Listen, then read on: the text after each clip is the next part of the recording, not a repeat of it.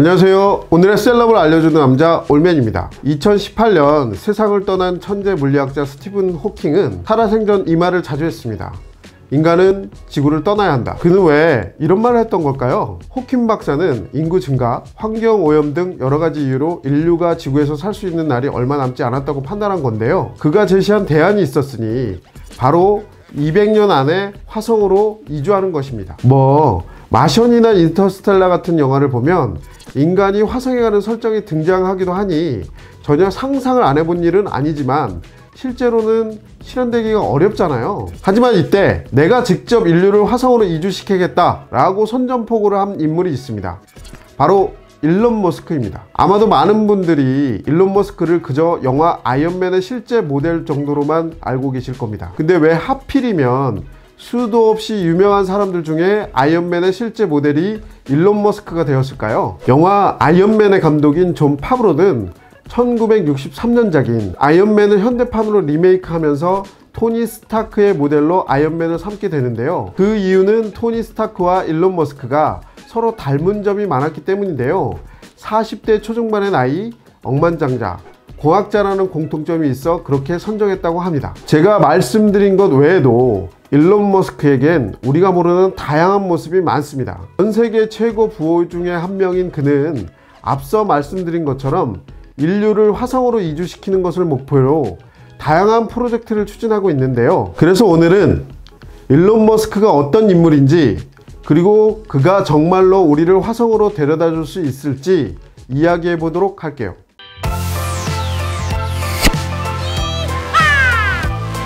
일론 머스크는 지금 미국에 거주하고 있지만 원래 남아프리카 공화국 태생입니다. 개성 부른 나무 떡잎부터 남다르다고 했죠. 일론 머스크도 어릴 적부터 다른 아이들과 다른 이상한 모습을 보여주었는데요. 전자기계 공학자인 아버지의 영향으로 컴퓨터 프로그래밍을 독학했고 12살에는 비디오 게임 코드를 직접 짜서 $500에 팔기도 했습니다. 그 당시 $500면 얼마야? 12살엔 나는 뭐 했지? 일론 머스크는 20대 초반 젊은 나이에 친동생과 함께 창업을 했는데요. 그의 첫 회사인 집투 코퍼레이션은 1999년 컴팩에 인수되어 28살에 수백억 원의 자산가가 됩니다. 그 외에도 친한 동료들과 함께 인터넷 결제업체인 페이팔을 창업해 나중에 우리가 잘 알고 있는 이베이에 매각하는데요. 이를 계기로 백만장자를 넘어 억만장자의 반열에 오르게 됩니다. 두 번의 창업 성공, 그리고 막대한 부까지 축적한 머스크는 이미 벌어놓은 돈만 갖고도 평생을 여유롭게 살 수 있었지만 모험을 택합니다. 스페이스X라는 벤처기업을 창업한 것인데요. 민간 우주선 개발 업체로 재사용이 가능한 로켓을 만들었습니다. 그리고 일론의 꿈인 인류의 화성 이주 프로젝트를 수행하고 있고요. 일론이 운영하고 있는 회사는 스페이스X뿐만이 아니라는 겁니다. 여러분이 잘 아시는 전기차 회사 테슬라를 운영하는 동시에 태양광 에너지 회사 솔라시티의 CEO까지 총 3개의 회사를 운영하고 있습니다. 테슬라와 솔라시티를 합병시키더니 시속 1000km가 넘는 초고속 자기부상 열차 하이퍼루프, 수직 이착륙이 가능한 전기연료 비행기, 뇌와 컴퓨터를 연결하는 뉴럴링크 프로젝트 등도 추진하고 있는데요. 하나의 회사만 운영하는 것도 힘든데 일론은 왜 돈도 많으면서 굳이 3개의 회사를 운영하는 걸까요? 전기차는 가솔린으로 가는 내연 기관차에 비해 탄소를 훨씬 적게 배출하고 에너지 효율이 몇 배나 더 좋습니다. 태양광 발전 기술 역시 화석 연료를 대체하는 친환경 에너지로서 주목받고 있는데요. 전기차 확대와 태양광 발전 기술을 활용하여 화성 이주를 성공시키기 이전에 점점 심해져가는 지구의 환경 악화를 조금이라도 늦추고자 노력하고 있습니다. 많은 돈으로 편하게 살 수 있었지만 인류의 안녕과 편안한 삶을 위해 혁신가의 길을 택한 셈인데요. 실제로 일론 머스크는 다른 사업들과는 달리 인구 증가, 환경오염, 식량 부족 등의 문제에 관심을 갖고 어떻게 하면 인류의 삶에 긍정적인 영향을 미칠 수 있는 사업을 할 수 있을까 고민했다고 합니다. 그렇다면 그가 인류를 위해 계획한 화성 이주 계획은 과연 어디까지 진행됐을까요? 얼마 전인 11월 중순경 일론이 CEO로 재직 중인 스페이스X는 우주비행사 4명을 로켓에 태워 국제우주정거장으로 쏘아 올리는데 성공했습니다. 우주비행사들은 지구 상공 400km에 있는 국제우주정거장에서 6개월 동안 머무르면서 다양한 실험을 진행할 예정인데요. 우주에서 물을 기르는 실험이 포함되는데 2050년까지 화성에 100만 명을 이주시키겠다는 일론 머스크의 계획에 따른 것이라고 합니다. 일론은 이번 발사에 앞서 코로나19 양성 판정을 받아 발사 순간을 지켜보지는 못했는데요. 트위터를 통해 발사 소식을 실시간으로 전하고 발사 이후에는 하트를 표시하며 기쁨을 드러냈습니다. 또한 얼마 전인 12월 9일에는 스페이스X의 개발 중인 화성 이주용 우주선 스타쉽을 시험적으로 발사하기도 했는데요. 착륙하는 과정에서 폭발하기는 했지만 지구 성층권까지 솟구쳐 올라 최고 높이로 비행하는 기록을 세웠습니다. 머스크는 화성이여, 우리가 그곳으로 간다, 이렇게 말하며 시험 발사 결과에 만족감을 드러내기도 했는데요.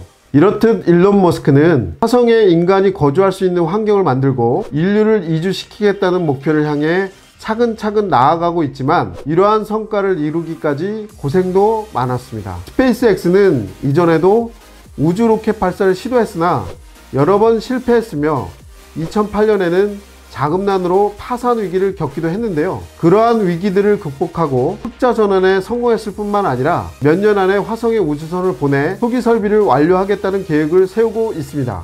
이후에도 사람이 직접 탄 유인 우주선과 화물 우주선을 보내 화성 기지를 확장할 예정인데요. 미 항공우주국 나사가 일론 머스크가 이끄는 스페이스X의 든든한 지원군이 되어 2012년에는 국제우주정거장에 화물을 수송하는 사업자로 스페이스X를 선택했습니다. 그 이후에도 로켓 개발에 필요한 자금 지원은 물론 화성 탐사 프로젝트도 함께 진행하고 있는데요. 세상에 없던 것을 만들어냈다는 점에서 일론 머스크는 종종 제2의 스티브 잡스라는 평을 듣기도 합니다. 잡스와 머스크 중 누가 더 뛰어나다고 단언할 수는 없지만 혁신가적인 면모만 놓고 봤을 때는 머스크가 잡스보다 우수하다고 말하고 싶은데요. 스티브 잡스가 아이폰이라는 혁명적인 IT 제품을 만들어 우리 삶의 근본적인 변화를 가져다 준 건 사실이지만 그가 추진하는 사업들은 IT 분야에만 한정된 게 사실이었습니다. 반면 머스크는 새로운 교통수단, 우주, 에너지 개발 등 다양한 분야에 힘을 쏟고 있습니다. 그리고 머스크가 계획하는 모든 일은 단순히 삶을 편안하게 해주는 것을 넘어 인류의 생존과 맞닿아 있는데요. 이러한 머스크의 행보로 인해 21세기를 이끄는 혁신적인 인물로 스티브 잡스보다는 일론 머스크를 꼽는 경우가 많이 있습니다. 여러분들도 아시다시피 우리의 일상은 늘 비슷하게 흘러갑니다. 아침에 일어나 출근을 하고 때가 되면 식사를 하고 조금씩 월급 오르는 재미로 살아가고 있습니다. 그런 삶도 중요하죠. 하지만 나는 젊기 때문에 뭔가 도전적이고 모험적인 일을 해보고 싶다, 더 큰 꿈을 갖고 싶다, 더 큰 일을 하고 싶다 생각은 하지만 그 뒤에 따라올 위험이나 실패에 대한 두려움 때문에 포기하는 일이 대다수입니다. 여러분 성공하고 싶으세요? 그럼 한번 미쳐보세요. 또라이가 한번 돼보세요. 우리가 잘 아는 에디슨도 괴짜였고 세계 최초로 비행기를 만든 라이트 형제도 한때는 모질이 취급을 당했습니다. 그런 비난들을 묵묵히 견디고 자신만의 길을 걸어간 덕분에 역사의 길이 남는 위인이 될 수 있었던 건데요. 여러분도 하고 싶은 게 있다면 할까 말까 망설일 시간에 그냥 한번 질러보세요. 도전이 없으면 그 어떤 결과도 일어나지 않고 원하던 바도 이룰 수 없습니다. 자, 그럼 오늘 이야기는 여기까지고요. 마지막으로 일론 머스크가 우리에게 전하는 메시지를 들어보며 영상을 마치도록 하겠습니다. 감사합니다.